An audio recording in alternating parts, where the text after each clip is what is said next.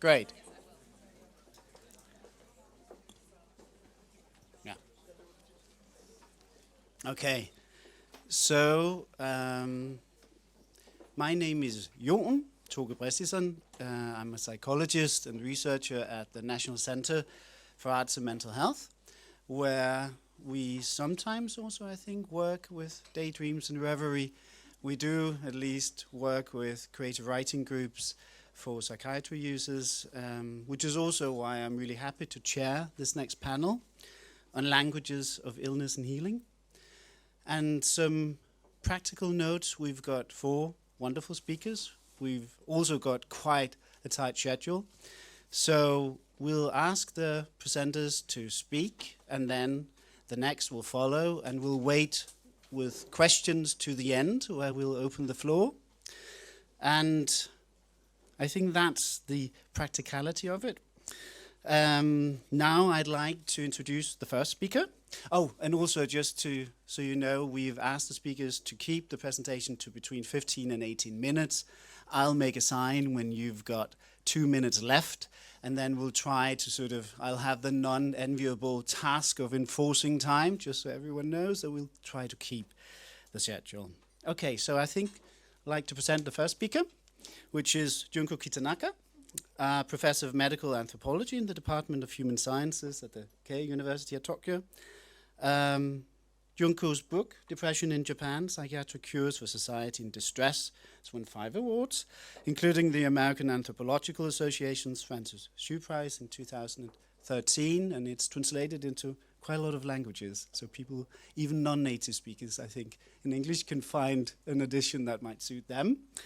And Junko's talk will be on dementia as a basis for neurodiversity in Japan, a medical anthropological perspective. So the microphone is yours, Junko. Thank you. Thank you so much, Professor Brestisson. Am I saying it right, Brestisson? Okay. I just want to say thanks to Professor Collard for such an impassioned, thought-provoking talk. This is what it means to fly 15 hours and more, to be in a place where, I can daydream together with my colleagues from all over the world, and to think about how utopia can be possible. So I really want to thank Anna for organizing such an amazing symposium, and also particularly Amila for doing so much to help, and for this wonderful group. So here I'm taking you to a different kind of suffering, different group who have been othered, who have been voiceless for decades and decades, and now they're coming out to really demand that we think about how it is possible to dream about and realize a kind of utopia.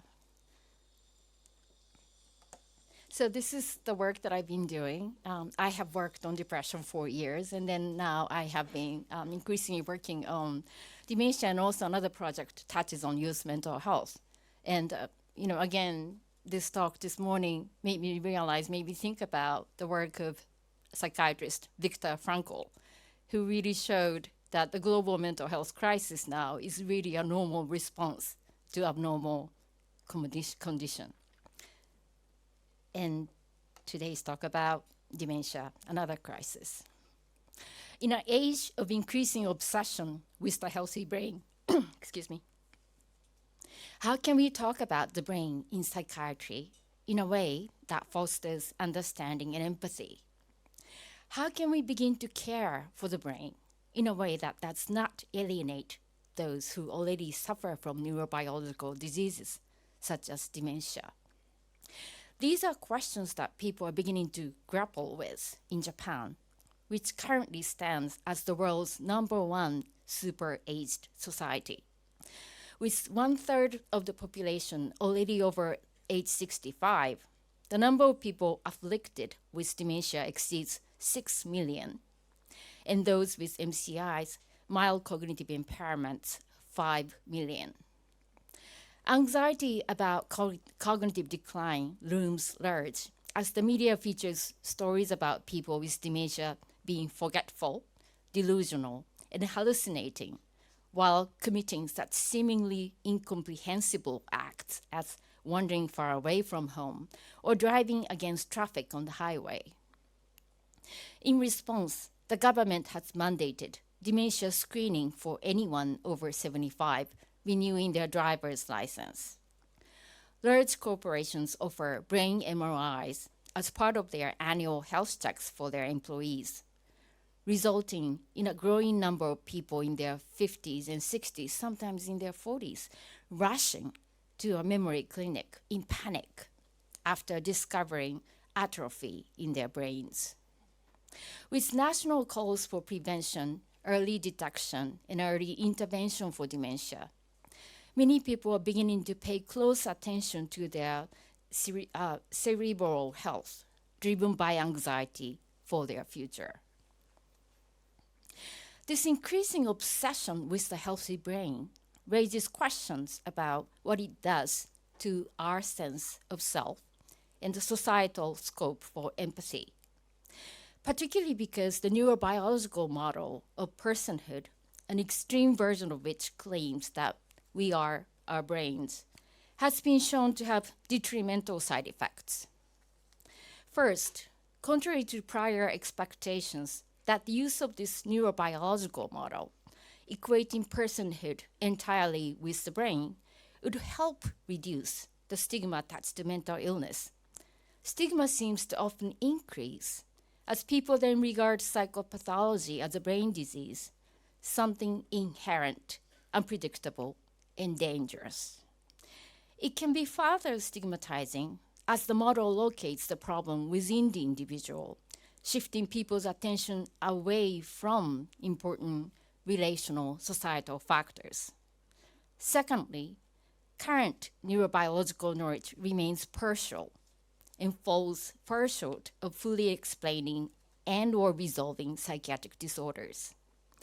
Even with dementia, for which a neurobiological basis is established, the difference between the MRI image of the brain of someone with some symptoms and the normal control group still remains at the level of aggregate statistical difference. As such, neuroimages do not necessarily provide absolute scientific truth, nor an individually tailored story. Third, despite its explanatory power, the brain model is often criticized as instilling a reductionistic view of personhood. Worse still, as scientific knowledge of the brain is too complex to be fully understood by a layperson, it may end up putting ownership of one's self-knowledge in the hands of experts, deepening the sense of alienation for those who suffer. Given these criticisms, and given the centrality of the brain in dementia medicine, how is the brain talked about in everyday clinical practice? Drawing on more than a decade of fieldwork among dementia experts, patients, and their families, with a focus on a cutting-edge neuropsychiatric department in Japan, I first want to illuminate how doctors explain dementia symptoms through neuroimages as a means of repairing strained family relationships and mitigating patients' sense of loneliness. I will then discuss how such brain talk is taken up by the dementia patient movement in their attempt to challenge the current obsession with the healthy brain. I ask in what ways these such brain talk can lead not to alienation and social fragmentation, but rather to a broader scope for empathy and societal empowerment. While observing hundreds of clinical consultations for dementia patients, where neuroimages are usually presented for all to see, I soon came to realize that this focus on the brain can be highly therapeutic.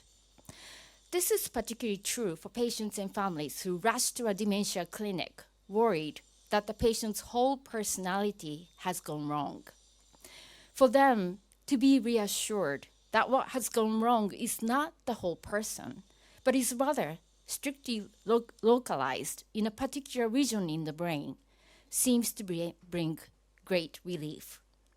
One patient was a man with Lewy body type dementia, DLB, who was making his family frustrated by repeatedly meddling with his own diapers, touching his own feces and smearing it on the wall. Already exhausted from his care, his family could not comprehend why he engaged in such a disgusting act. Showing his brain MRI, the doctor explained, people with this illness tend to have difficulties with spatial recognition. You see here, as from the top of the head to the back of the brain becomes thinner with DLB. It becomes hard for him to recognize the position of things. So he may have been trying to fix the diaper, but as his hands are shaky, he may have inadvertently touched the feces and was trying hard to get rid of it. Such a simple, vivid explanation of how changes in the brain affect the way a person behaves seems to help separate the disease from the person, while making sense of strange symptoms so that dementia becomes no longer something completely unpredictable or fearful. Visual proof of a shrinking brain seems to introduce an opportunity for families to create a much-needed emotional distance, while turning the brain from something eerie and alienating to a familiar and intimate object in the context of the care of the self. This also created a genuine moment of connection and empathy. As the wife of this patient put it, you know, although my husband can no longer do many things, he still tries to do dishes for me, thereby suggesting the continuation of who he is and his kindness. While neurobiological knowledge remains partial, it is enough to evoke in families the kind of multidimensional and holistic imagination about the physiological and psychological changes that a person is going through. This can help families weave an individually tailored story about the patient's life world. For instance, a family brought their ailing mother complaining about her theft delusion, a common form of delusion for particularly for Alzheimer's disease, where patients falsely accuse their family members of stealing money and other valuable things. The family was upset, especially because the mother was blaming her daughter-in-law, who was doing the most to care for the mother. Showing them neural images of the woman's brain, the psychiatrist explained how these changes in combination with other changes in the body were also affecting the whole person. As the woman was hard of hearing, she might feel left out of conversations, which could lead to a paranoid sense of being excluded or even persecuted. Loss of sight could create an eerie barrier between her and the outside world, leading to a heightened anxiety. As the mother had lost control over the family finances and her role had diminished considerably, she might be feeling resentful, particularly against those who now held power over her, such as the main carer. Once the family acknowledged the mother's profound sense of powerlessness and loneliness and started providing her with more active roles within the family and outside, the woman's delusion subsided in 3 months with no medication. Paying attention to how the world is experienced differently, phenomenologically, because of dementia, the family could make sense of the patient's mind. This helped repair the patient's sense of alienation that largely came from not being understood, even by her loved ones. Focusing on the brain can also be empowering when it generates the kind of imagination helpful for families trying to rediscover the essential self behind the disease, so to speak.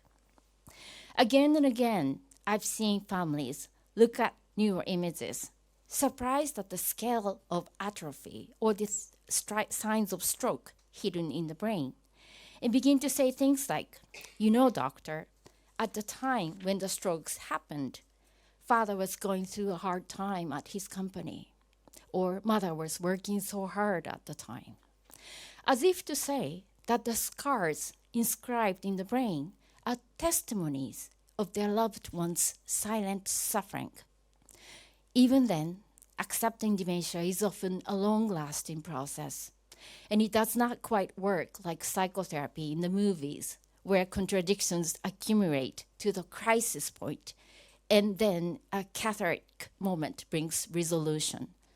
Instead, people have to hang on and get used to the process of often slow deterioration of cognitive and physical functions of family members. For instance, we saw a daughter and mother pair one morning. This daughter had brought her mother to the clinic 3 years previously after feeling exasperated from her mother's delusion. So much so that she begged the doctor to put her mother in an institution right away. On this day, however, she sat with her mother peacefully, explaining how, just when she thought she had figured out how to take care of her mother's symptoms once and for all, her mother entered a new phase, and they had to find a new way of adapting all over again. Her words reminded me of the writings of neurologist Oliver Sacks, who showed how neurobiological diseases can play a paradoxical role in bringing out unexpected ways people grow, evolve, and adapt to challenges. In this often painful process, some families seem to reach what is described as a kind of transcendence, with the patient achieving the status that some clinicians and families call living Buddha. In this case as well, we saw the daughter cast a gentle gaze on her mother, who was now mistakenly calling her daughter her own mother. Patting her back tenderly, the daughter said reassuringly, "I'm your mother now." Separating dementia from the person by focusing on the brain, psychiatrists can help patients and families tease out what is a natural process of aging, what may be signs of progressing neuropathology, and what remains an essential part of the person, so that they can neutralize emotion, restore the family balance, and rediscover the person within. Thus, even if neurobiological knowledge in its current state remains meaningful only at the level of narrative truth and not scientific truth, it seems to help open up a new space for imagination and empathy, particularly as it is being imported into the popular discourse by the highly influential dementia patient movement. Working with experts interested in reconstructing symptomatology from a native's point of view, patient activists are now exploring how phenomenologically the world is experienced differently when one lives with dementia. At a family meeting at a memory clinic at the front line of this movement, families together learned about the brain to understand how, when patients are in a panic, they may only be showing normal responses to abnormal experiences, such as reality not according with what their brains are telling them. Showing them some works by M.C. Escher and other pictures of optical illusions, including examples of pareidolia, like this one, green pepper looking like a human face. The group leader urged the families to see how our own seemingly normal brains can also make us see things that are not really there. Seeing, she went on to explain, is not a simple matter, but a complicated act of unconscious inference, a way of predicting the future based on accumulated facts. Imagine then how exhausting it must be for patients to have to engage in constant guessing, to keep making extra efforts to grasp a whole when more and more parts go missing.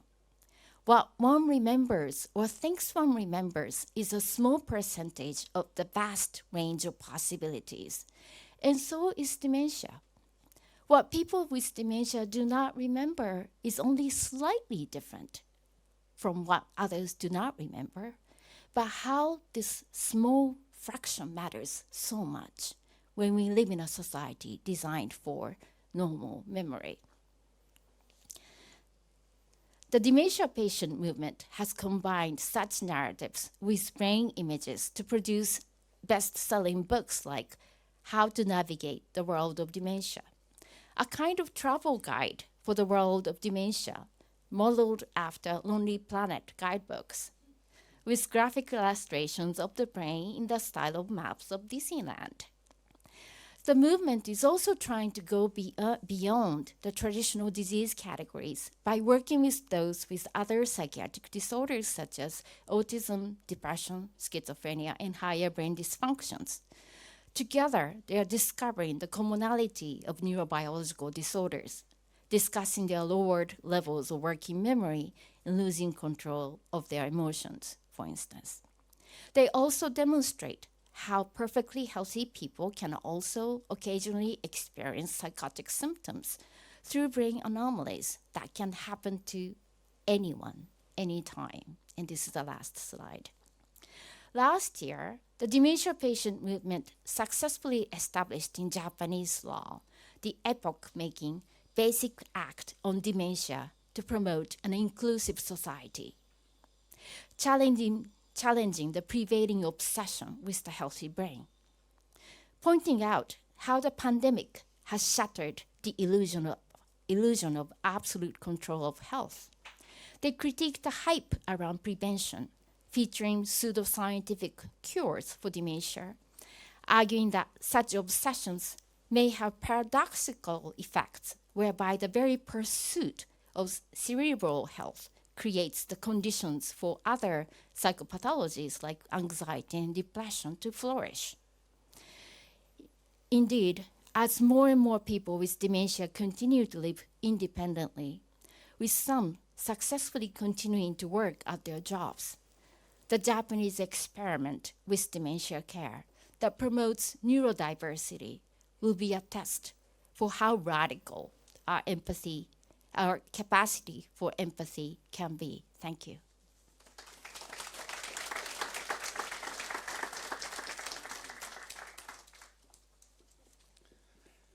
Thank you very much.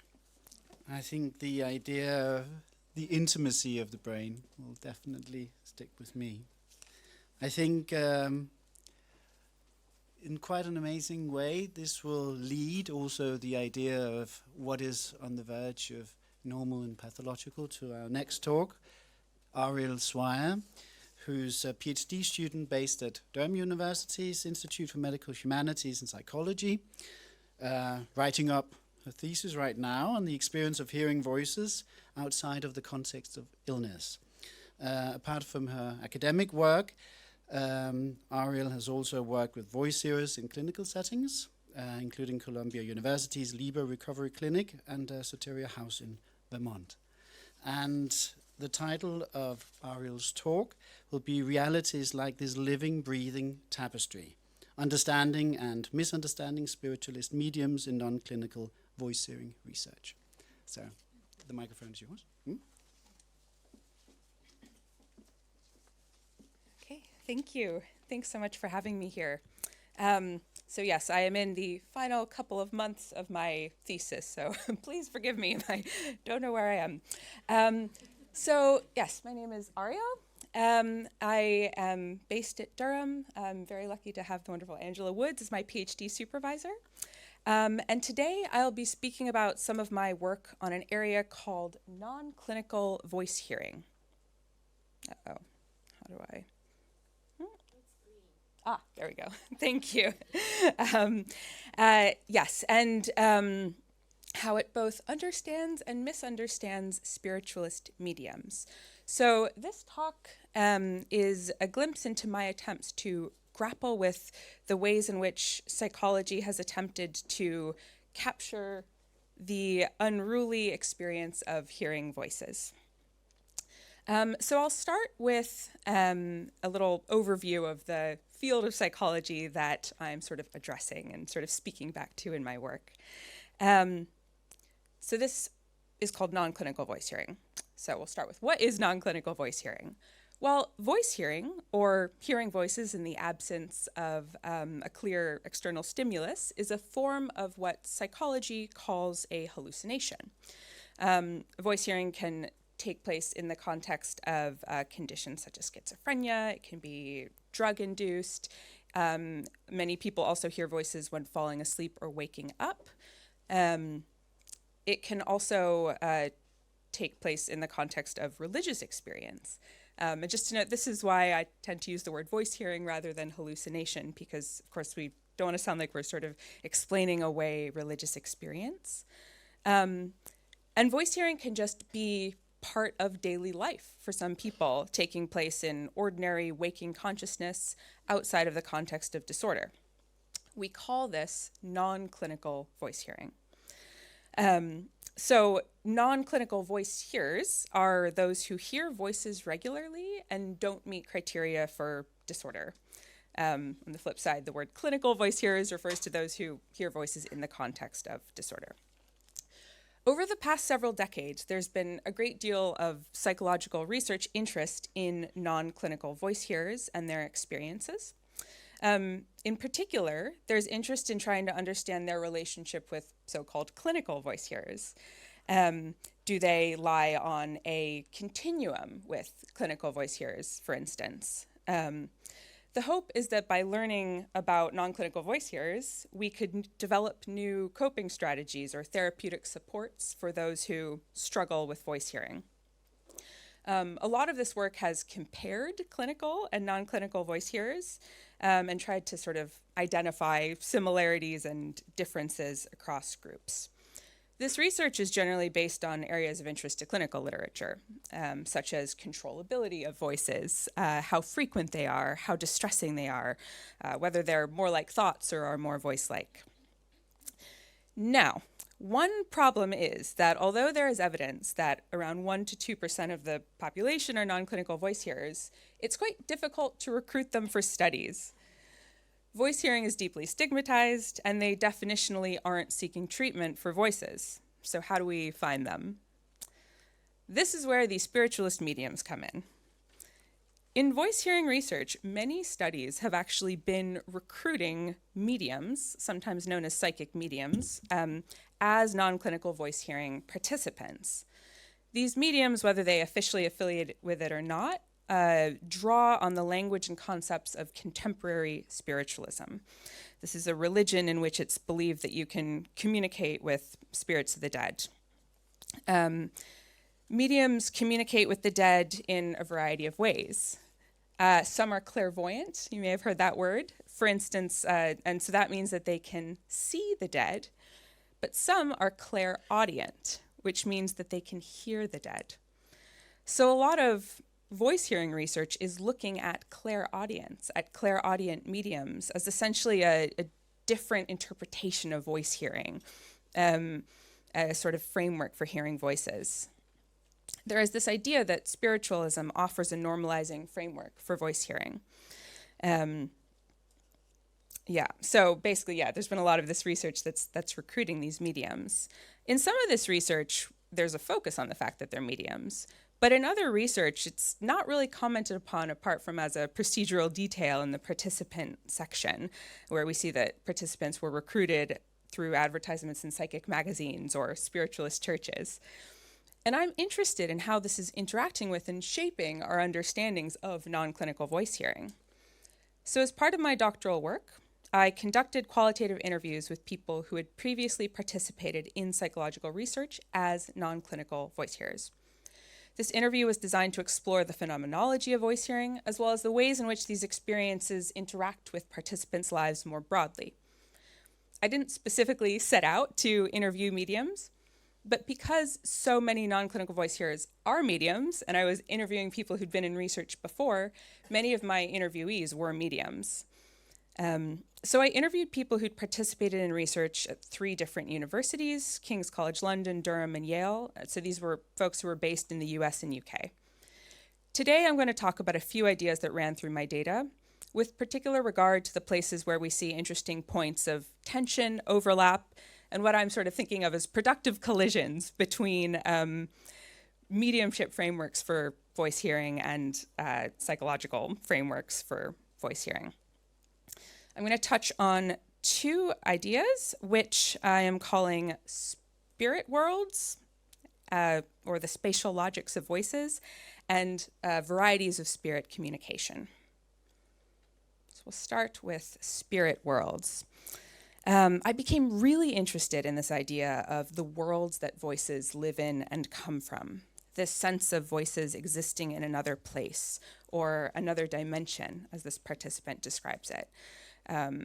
Another reality, another dimension, he says, which can move closer to the voice hearer, or which the voice hearer can move closer to. We do often ask about voice location in voice hearing research. Is it inside? Is it outside? Is it to the left or the right? But this here is not a place to the left or the right. It's a different realm. In this passage, this participant describes actually going to this other place, a sense of going to another place where these beings are, where the voice hearing takes place. This sense of another world can be phenomenological. Here, I think this person is describing a very felt sense of another place. And this person is a medium, by the way. But the other place can also be present in the conceptual frameworks that surround voices. So here we see a participant speaking of a loved one who's died, who's just across the bridge. Or we have this discussion of the spirit world. And indeed, in spiritualism, the part of the sort of cosmology of spiritualism is that spirits live in this other realm that's sort of layered on top of this world.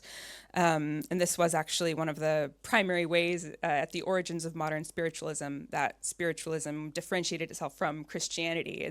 Instead of this distant heaven, there was this spiritual realm on top of this world. So it's interesting that this idea of an otherworldliness to voices is kind of interacts with the tenets of spiritualism. But interestingly, this felt sense of another realm was also woven through accounts from participants who were not mediums. So these participants weren't mediums, but there was a discussion of this sedimentary layer at the bottom of my mind, or another universe that would seep into mine, a portable internal world that comes with me. We often conceptualize voice hearing as an isolated phenomenon. A voice breaks into an ordinary, fully lucid moment for the voice hearer. And certainly, and in many moments for many people, it is. But running through these interviews was this sense that the moment of voice hearing was not simply a disembodied voice breaking into an ordinary moment, but rather one in which the voice hearer's world and the voice's world sort of came together and met. Here in this poignant passage, we see a participant speaking about being able to go to this sort of third place, not the ordinary world, not the spirit world, but where he could be with his mum who had passed away, which also sort of evokes this impossible geography of grief, of loss, this strange place where the person has gone, both here and not here. And I think it's also important to remember that in spiritualism, the voices people are experiencing are spirits of the dead, and so loss and grief actually really run through the spiritualist experience. All right, so I'm now going to switch over to the next area, which I'm calling varieties of spirit communication. Many participants who were mediums described voices that were clearly auditory or otherwise very voice-like. But spirits could also speak to them as thoughts, which they only later recognized as voices. They could even speak to them through, say, a meaningfully timed feather. Often they had particularly vivid experiences when waking up. which in voice hearing literature we think of as quite different. So you might remember at the beginning I mentioned that hearing voices at the edge of sleep is much more frequent, and we wouldn't necessarily think of that as exactly the same phenomenon. But for voice hearers, for spiritualists, that wasn't an important distinction.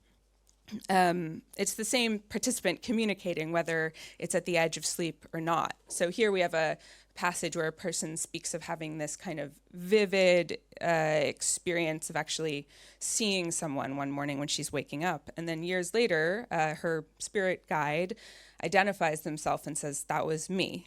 It's the same spirit for her.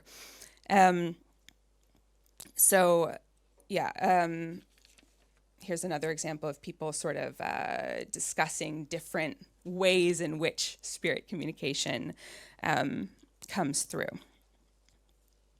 I think I'm going backwards here.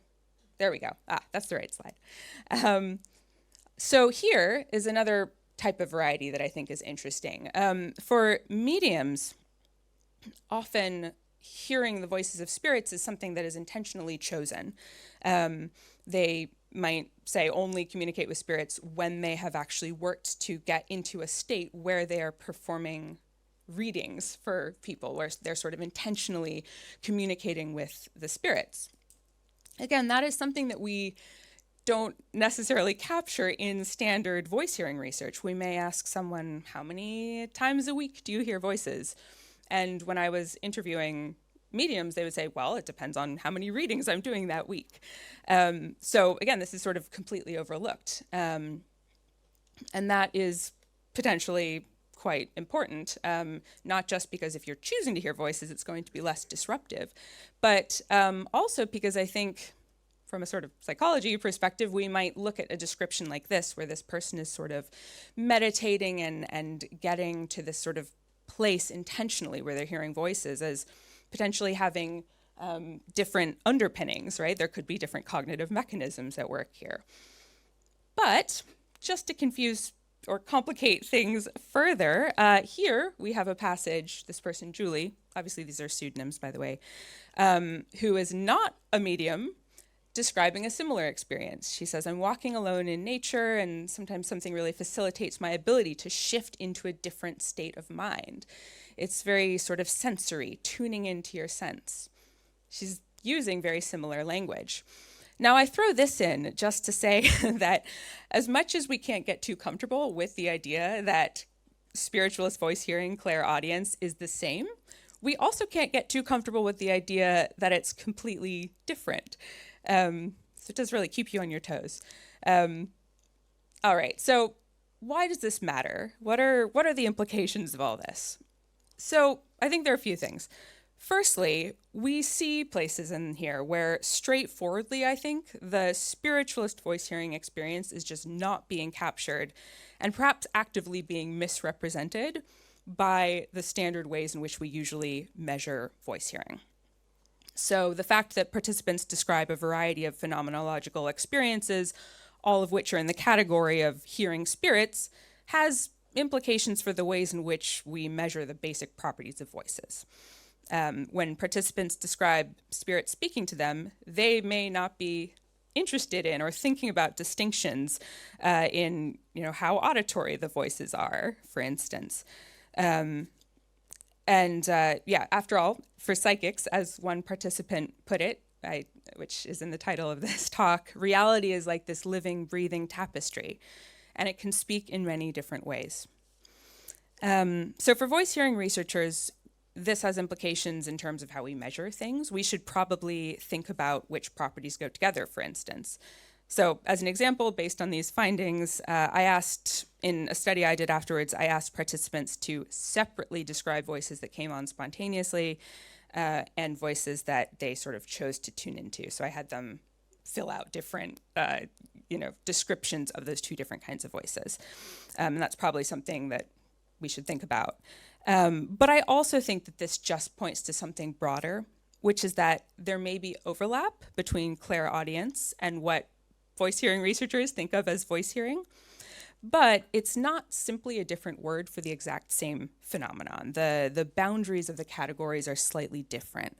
There are places where mediumship frameworks and voice hearing research frameworks overlap, but there are also places where they differ.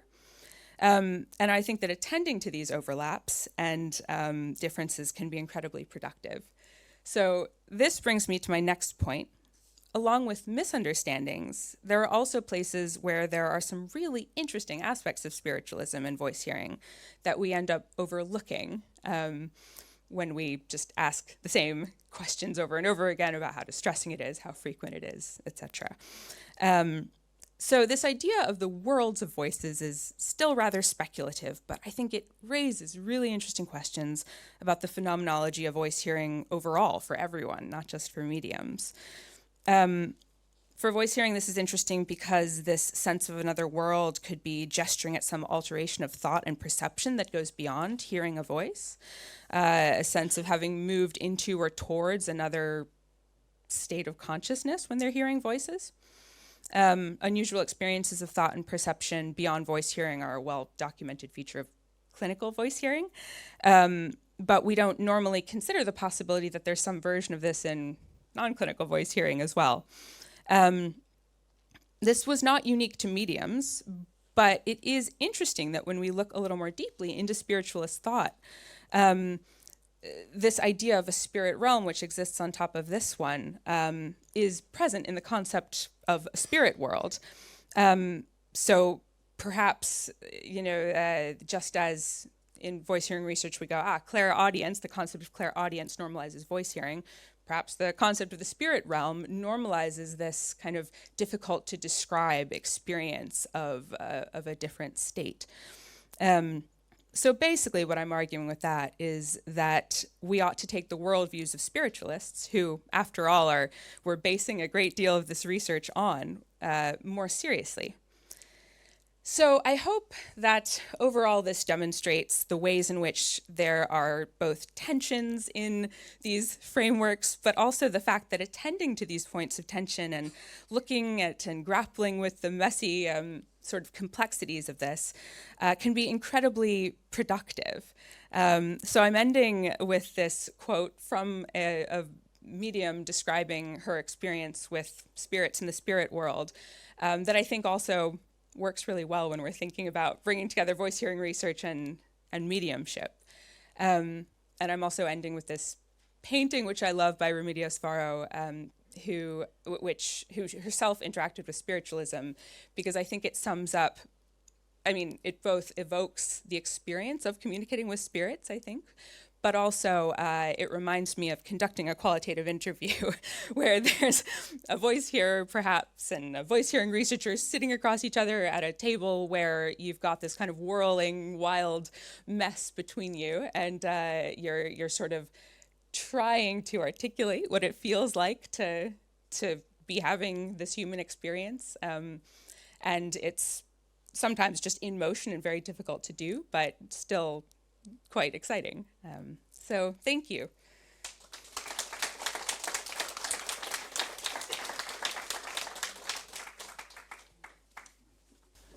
Thank you very much. The next presenter will be Anna Cergol Paradiz. I'm trying to pronounce it correctly, who's currently the Marie Curie Fellow at the Center for Culture of the Mind, but also an assistant professor at the Department of History at the University of Ljubljana, and leading a project on maternity and reproductive politics in the 19th and 20th centuries at the University of Ljubljana. Anna has published 2 monographs entitled Eugenics in the Slovene Lands and White Plague, Illegal Abortion and the Question of Fertility in Slovenia in the period between the 2 wars. And the subject of Anna's talk today will be Fear Emotions in Psychiatric Records from the Ljubljana facility from 1910 to 1945. Thank you so much. Thank you for this nice presentation.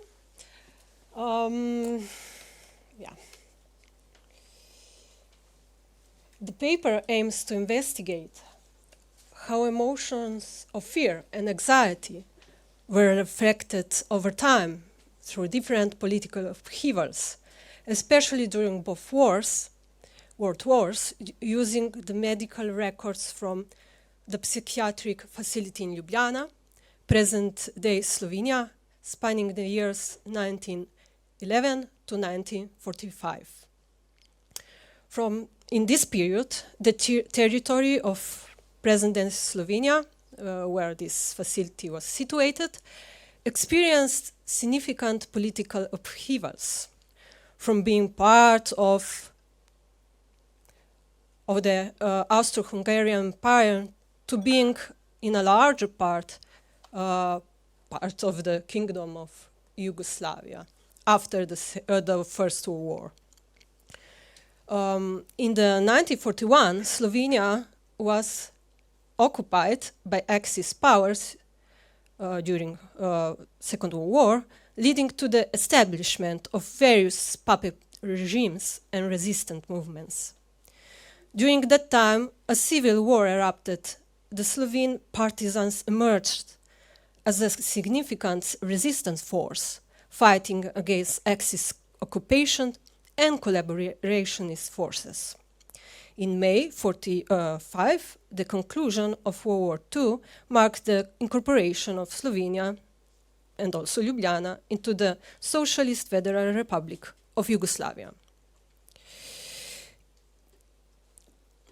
It was in these later years, right before the liberation, that a 37-year-old woman diagnosed with a depressive, anxious psychosis was transferred from police prisons to the psychiatric hospital in Ljubljana. Her words and physical condition bore testimony to severe past physical violence, details of which remain scant in the records, partly due to the patient's confused speech. Was she imprisoned for involvement in the resistance movement?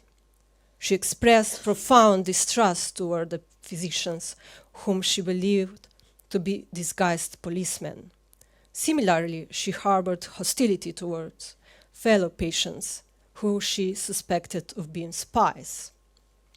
She placed paper rolls on her bedside table, claiming them to be makeshift bombs to fend off police officers, at least momentarily. When visited by police agents after a month of hospitalization, she became even more agitated, screaming for them to kill her before attempting suicide. However, approximately 6 months later, she improved. In May 1945, just a few days after liberation, she appeared without any psychological disturbances. Consequently, she was discharged home with a physician's note stating, "She still feels weak for the outside world, but she will attempt." In retrospect, she describes her illness as fear and suffering. So, unlike the psychiatrist's diagnosis, she not only portrays fear as the potential cause of illness, but essentially equates fear with the illness itself. What does this mean? In general, exploring the space occupied by the emotion of fear in psychiatric case files serves a dual purpose, hopefully. On one hand, it facilitates an assessment of the presence and forms of this emotion in the lives of patients themselves, the meanings they ascribe to this emotion. On the other hand, it assists in addressing the question of how attentively medical personnel have recorded manifestation of fear and how they have evaluated them, particularly in relation to the pathogenesis of mental disorder. If we begin with psychiatrist explanations, interpretations, among the more than 1,000 patient records examined from the Ljubljana psychiatric facility, only 9 diagnoses, less than 1%, directly mentioned fear and similar emotions. In at least 19 cases, the diagnosis imply factors related to the environment and the psychological and emotional responses associated with them. Significantly, almost all of the diagnoses that mentioned external factors, environmental factors in one way and another were recorded between 1936 and 45. As Mikkel and Plumper ascertain, the diagnosis invented and utilized by psychiatrists during World War I reveal much about how the pathogenesis of various psychological disorders was perceived differently in the individual countries, particularly in relation to the consequences of wartime-induced fear. In Germany and also Austria, for example, psychiatrists usually continued to use pre-war taxonomies and interpret soldiers' mental problems in terms of endogenous and hereditary factors. In France, and especially Russia, greater attention was paid to environmental factors. In France, diagnoses such as anxiety of war were introduced to highlight the unique psychological distress caused by war.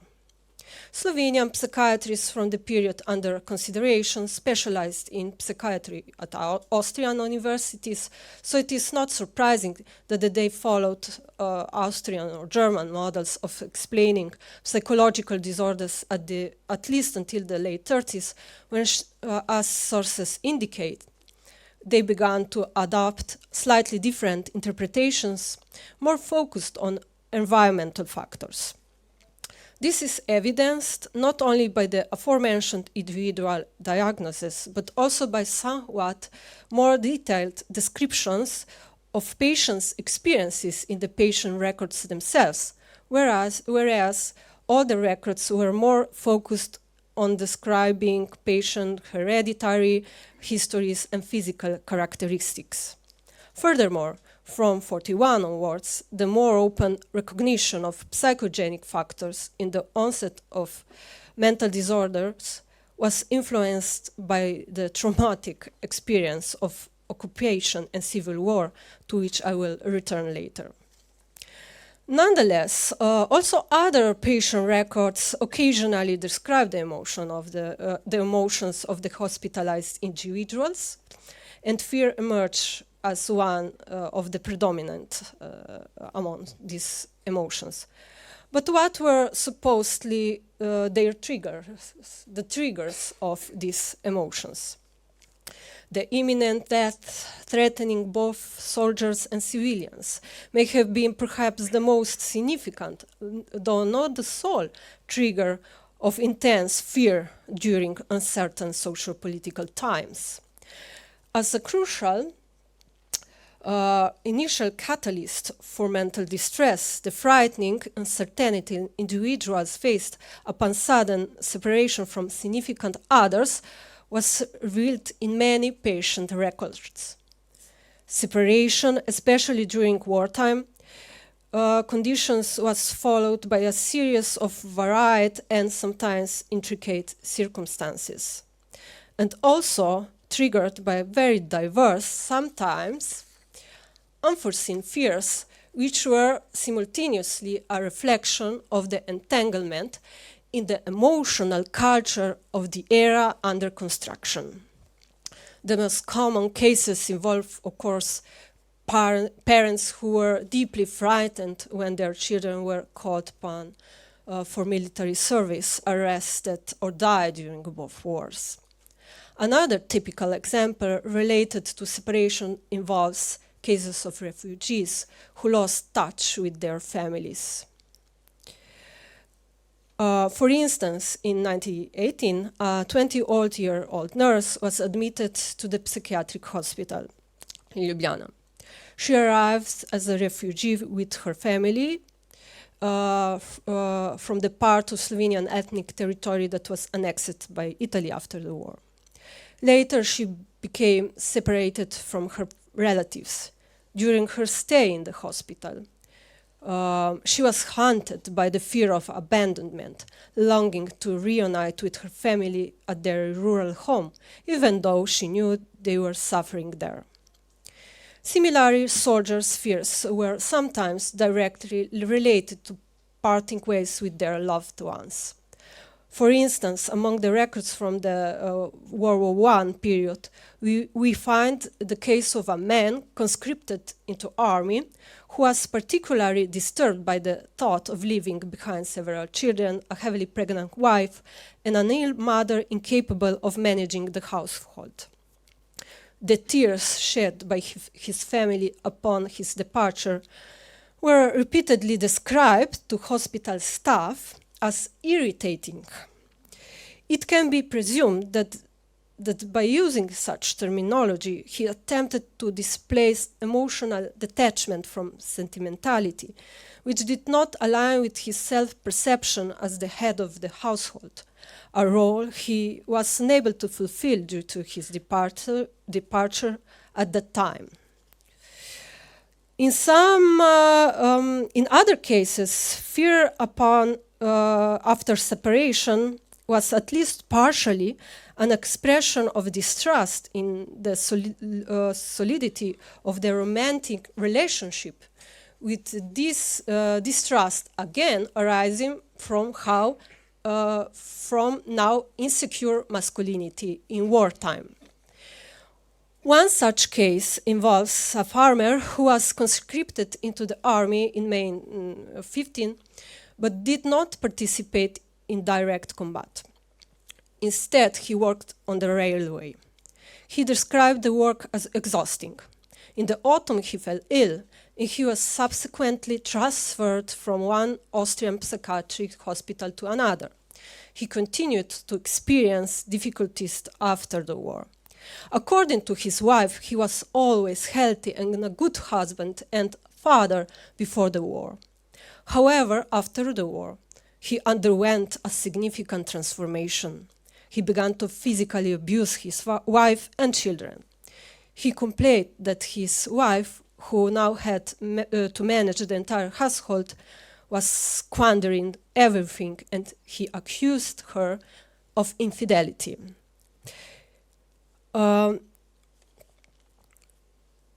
Furthermore, beyond the described fears arising from sudden separation, the narratives of the hospitalized individuals were almost always intertwined with troubled family relationships, conflicts with neighbors, or at most workplace conflicts.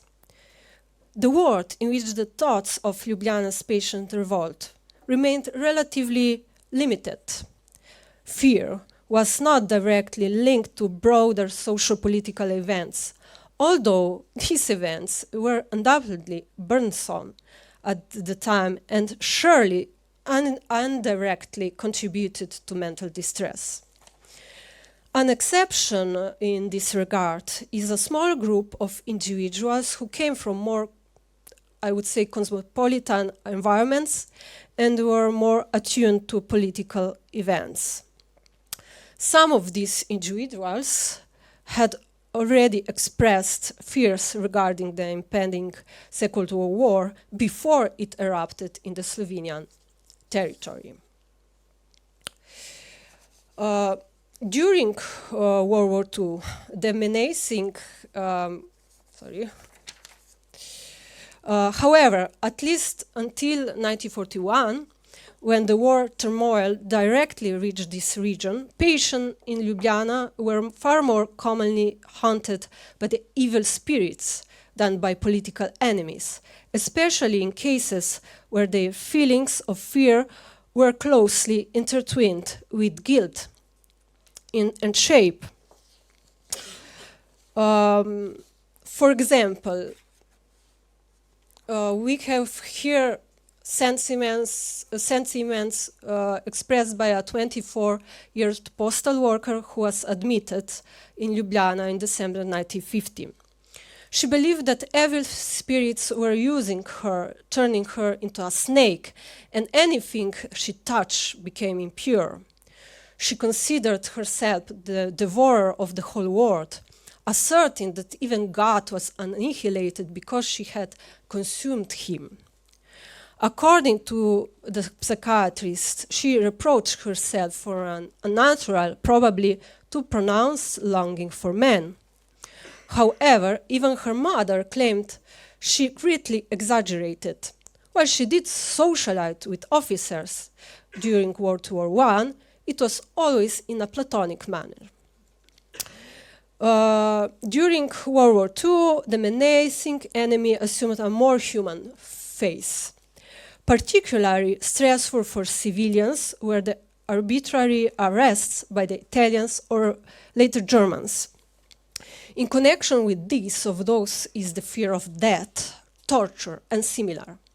In addition, there is again an excessive fear of personal responsibility and guilt, which now, however, no longer has such pronounced religion connotations.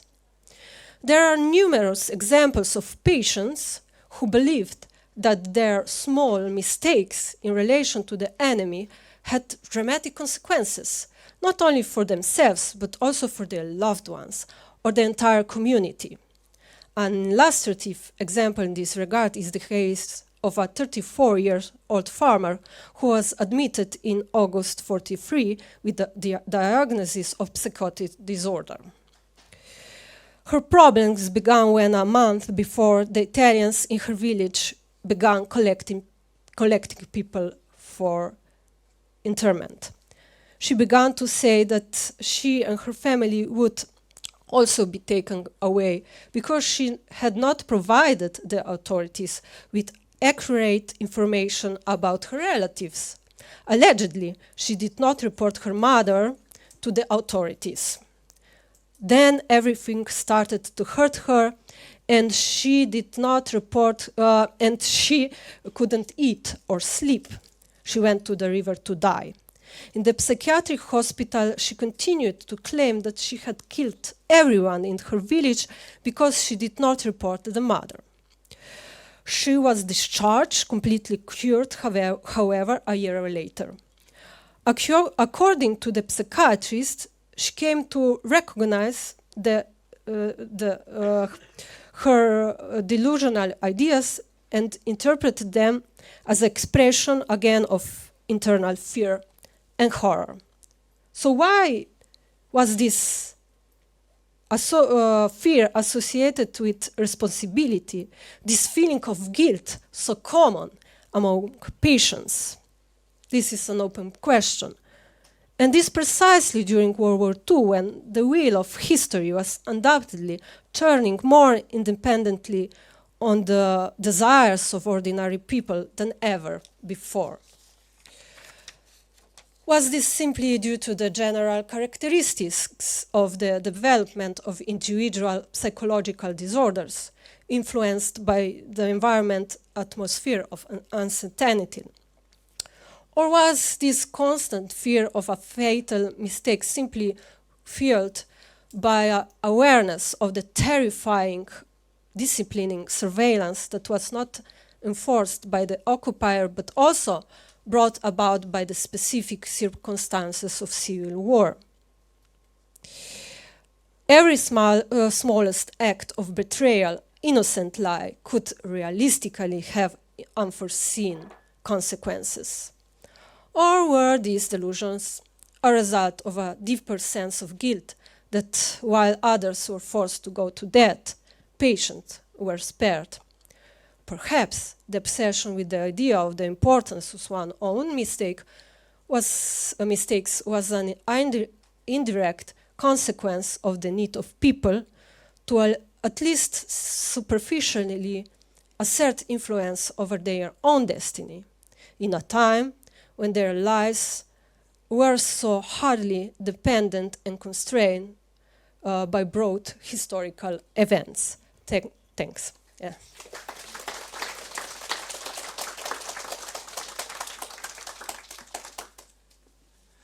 So, thank you very much. And we just conferred, and because we began almost 10 minutes later than we were supposed to. We're going to reserve 10 minutes now for questions. So I hope you can keep your appetite at bay and pull out those mental notes. And maybe if people start flagging if they have questions, we can start listening. Yeah. So do we have, there's a gentleman there at the back. I think we need a microphone. Sorry. Yep.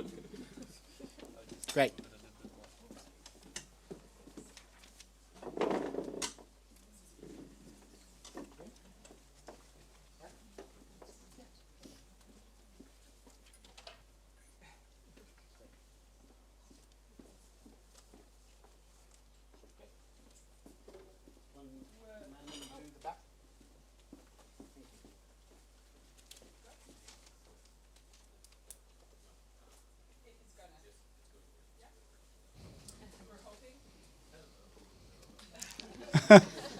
Let's see.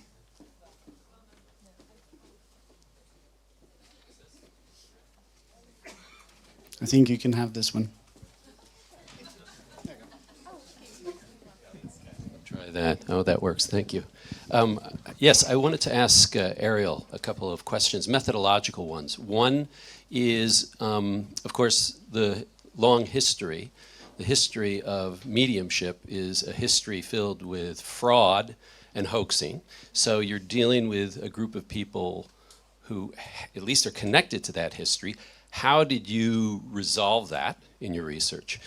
Secondly, it is a community with strong ties between one another, networks, and of course it has a vast literature behind it. So you're trying to get at the phenomenology, but aren't you also facing that barrier of people who have very clear scripts in their minds when they're describing what they're seeing or hearing?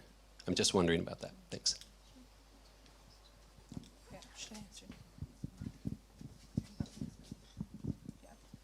Yeah. This isn't on. That's a great set of questions.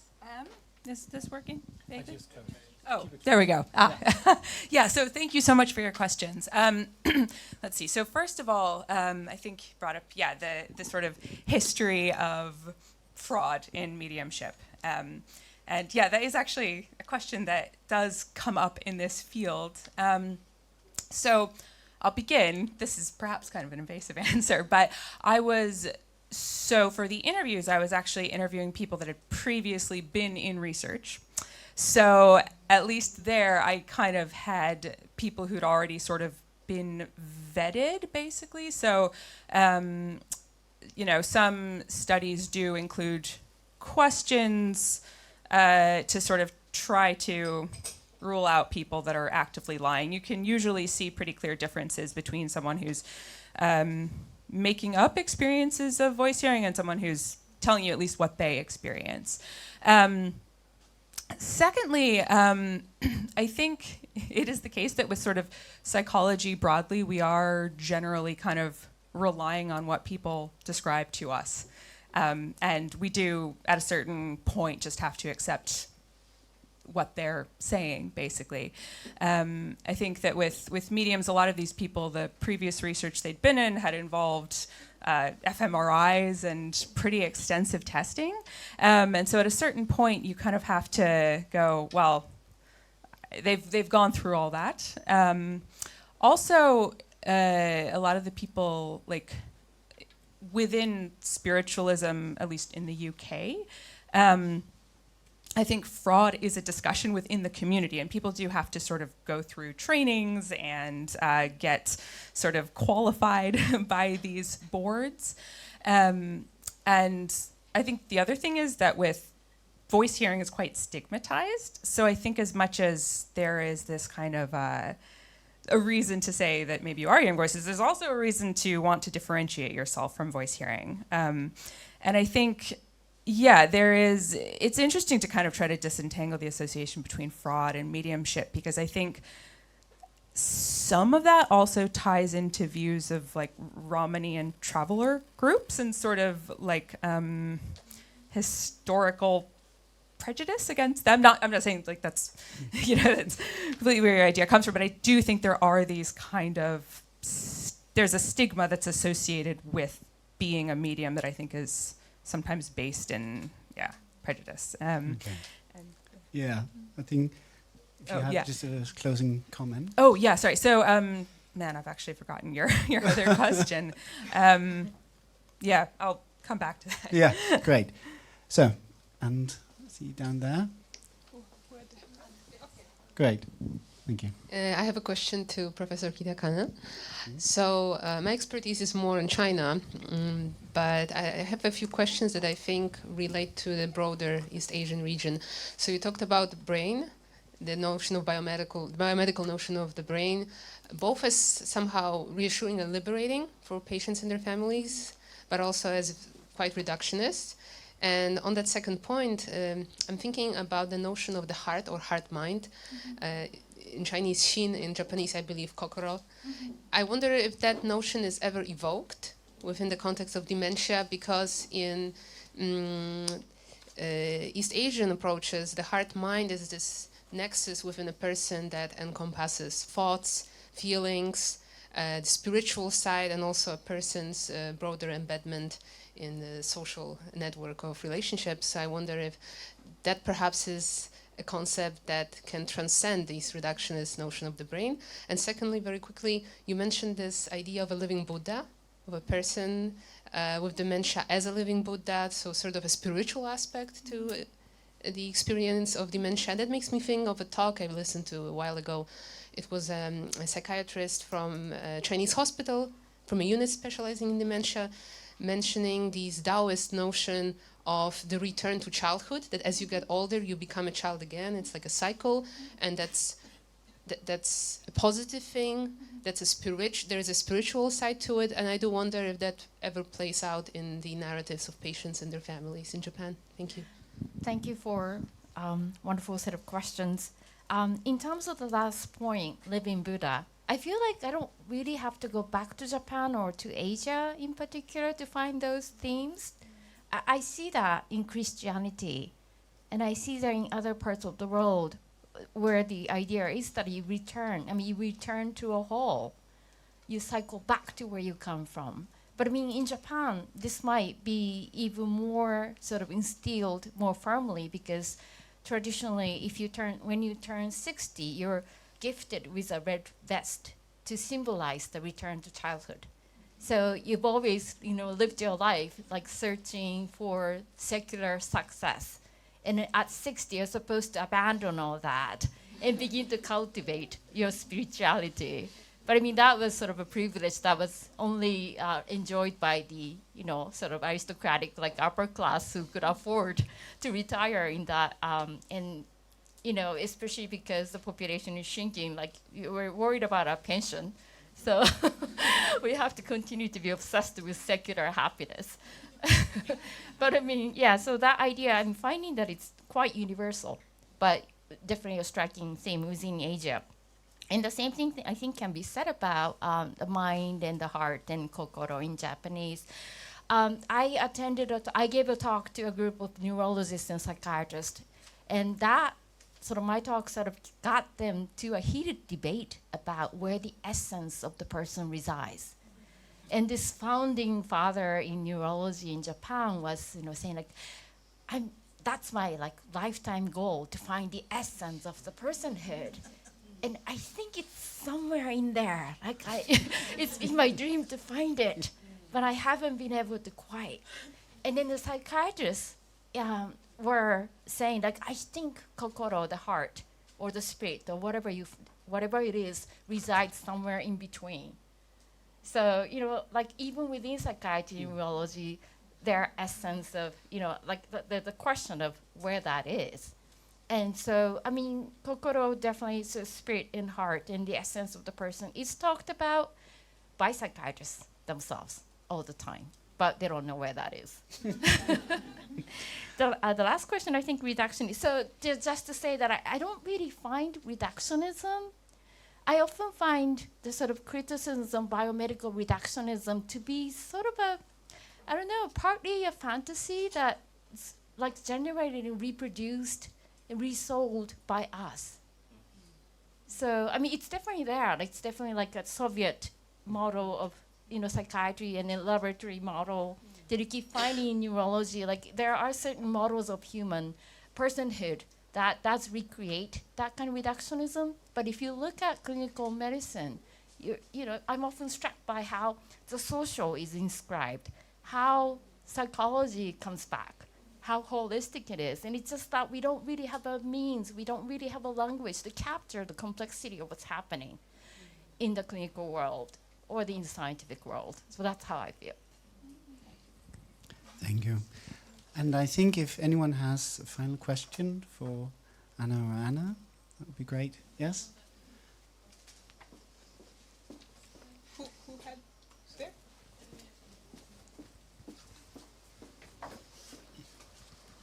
Thank you. Thank you for all the 4 really wonderful and thought-provoking presentations. I have one question, also related to time, for Anna, who used the medical records in the psychiatric hospitals. And I just finished a research on mental institutions in the Netherlands during the Second World War, and we also used these medical records. And I just wanted to ask you, I think they can differ quite a lot, the information in these medical records. But did you also have like straightforward information of patients themselves? Because of course in the medical records, it's mostly, at least that was the case in the Netherlands, but maybe it's mostly mediated information, so already very much colored. So how, I mean, it's a very challenging source, I think, to use. How did you deal with that? Thank you. Yeah, this is a very difficult question, of course. All the discourse of all the feelings, if they are there, are always mediated from through medical discourse. But when you engage in such a vast sources, I think it's possible somehow read between the lines and find feelings there. Although I would say that in the case of Slovenian medical files, this is maybe even more difficult than, for example, I don't know, the Netherlands, but as in France or other, for example, countries, because they are very much inclined to this biomedical paradigm. But nevertheless, we have speech, we have a collection of dreams, for example, what they dreamt of, or what they thought, what they fantasized about, and these are those sources that can tell at least something very incoherently and very fragmentalizingly about this, their feelings. Okay. Yeah. Yeah. And I want to thank you all. Thank you very much for staying on. Thank you very much for your time. Yeah. And do go ask Anna about the cinema in the break. Thank you.